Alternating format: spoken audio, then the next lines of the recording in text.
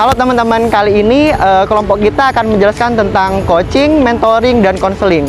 Jadi untuk teman-teman yang ingin tahu apa itu coaching, konseling, dan mentoring, saksikan video dari kelompok kami ya, sebagai berikut.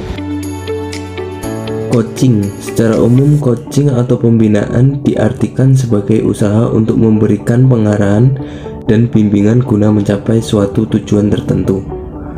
Pembinaan merupakan hal yang umum yang digunakan untuk meningkatkan pengetahuan, sikap, kecakapan, dan pendidikan, ekonomi, sosial, kemasyarakatan, dan lainnya. Pembinaan menekankan pada pendekatan praktis, pengembangan sikap, kemampuan, dan kecakapan. Coaching memiliki beberapa manfaat, diantaranya yaitu sebagai berikut. Yang pertama, bagi organisasi yaitu 1. Yang pertama, meningkatkan produktivitas dan kinerja karyawan. Kedua, pengembangan karyawan. 3. Meningkatkan relasi antar karyawan dengan atasan dan lain sebagainya. Kemudian manfaat bagi atasan yaitu yang pertama, membuat pekerjaan atasan lebih mudah. Kedua, bawahan menjadi cepat pintar. Ketiga, komunikasi dengan bawahan menjadi lebih baik dan sebagainya. Lalu manfaat yang terakhir yaitu manfaat bagi bawahan. Yang pertama, bawahan mengetahui potensinya. Kedua, berani bertindak, mengambil keputusan, dan bertanggung jawab. Ketiga, motivasi dan komitmen meningkat serta lain sebagainya. Selanjutnya untuk prinsip coaching yaitu ada 7 diantaranya sebagai berikut. Yang pertama, penekanan pada motivator pribadi. Kedua, menggunakan wawasan ke depan. Ketiga, membangun tujuan. Keempat, menciptakan rencana pengembangan. Kelima, bekerja keras mencapai keunggulan. Keenam, menyediakan sumber daya yang diperlukan. Ketujuh, mengenal prestasi. Kemudian terkait kategorinya, Homan dan Miller 2008 membagi coaching ke dalam 4 kategori berdasarkan tujuan dari implementasi coaching pada organisasi, yaitu yang pertama, coaching untuk mendukung pembelajaran. Kedua, coaching untuk kinerja. Ketiga, coaching untuk mengembangkan kepemimpinan. Dan keempat, coaching tim dan kelompok. Sedangkan tahapan pelaksanaan coaching yaitu sebagai berikut. Yang pertama, menciptakan iklim atau suasana coaching yang kondusif. Kedua, membangun hubungan. Ketiga, keterbukaan terhadap pengalaman. Keempat, mitra solusi. 5, yaitu kolaboratif. Dan yang terakhir yaitu memutuskan atau memelihara hubungan dengan baik. Selanjutnya yaitu tentang mentoring.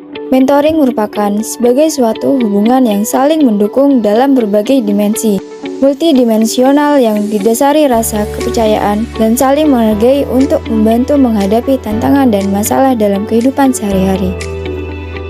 Sedangkan mentoring juga terbagi menjadi beberapa jenis, yaitu diantaranya yang pertama, tradisional mentoring, yaitu interaksinya secara tatap muka langsung. Yang kedua yaitu e-mentoring, di mana interaksinya memanfaatkan kecanggihan teknologi.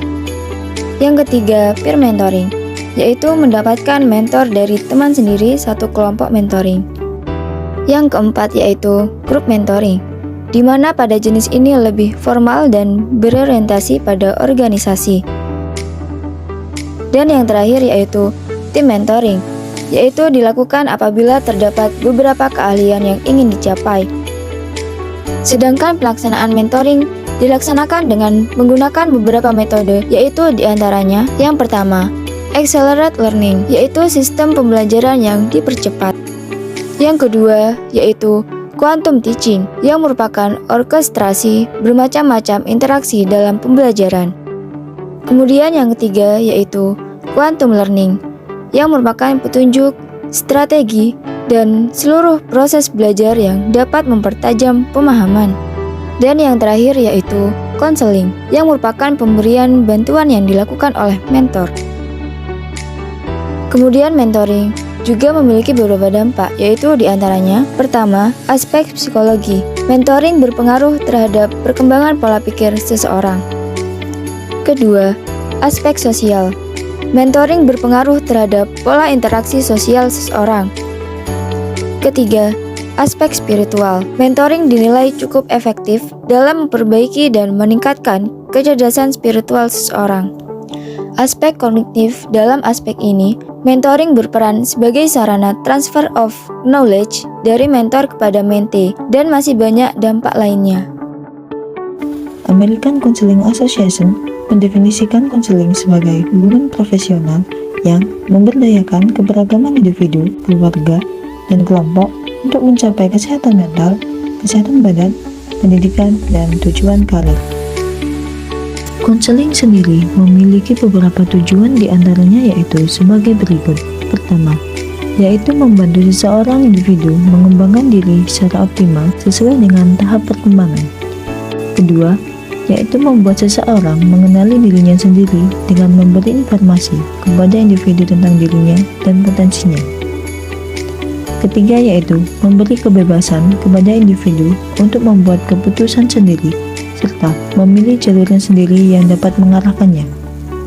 Keempat, yaitu dalam menjalani hidup menjadikan individu lebih efektif, efisien, dan sistematis dalam memilih alternatif pemecahan masalah.